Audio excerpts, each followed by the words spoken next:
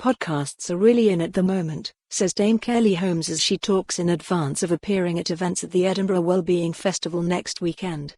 They're engaging with people.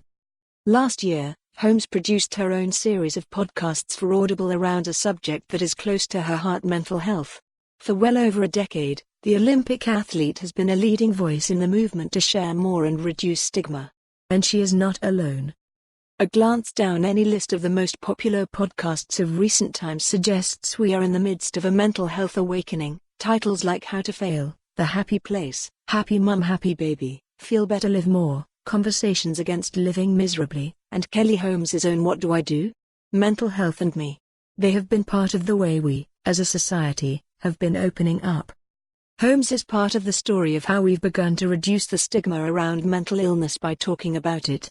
At 49, she is now both a dame and, since 2018, an honorary colonel of the Royal Armoured Corps Training Regiment.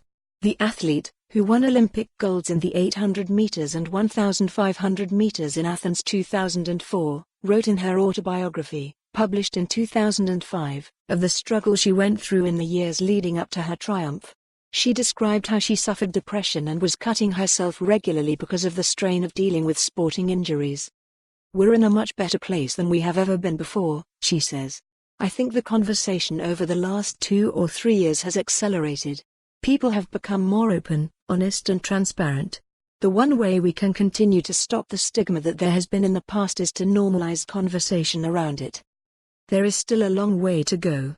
According to recent research by CME, Scotland's programme to end mental health discrimination, 1/3 of Scots who have struggled with their mental health don't feel comfortable talking openly about it.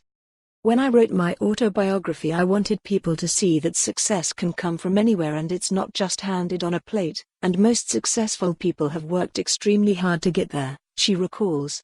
"I felt that the story was really more around the resilience and never giving up than actually the medals.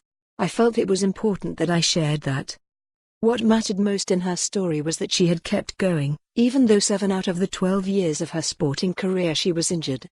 When the book came out, she recalls, there was a lot of focus on her depression and self-harm. "I was scared about my friends and family reading that because no one knew about it at all. They didn't know I'd written it in there and I was worried what they would say, and more the fact that I knew they would be upset that I didn't tell them, but at the time I didn't know how to tell them." What it did make for more on this story, visit the news article link.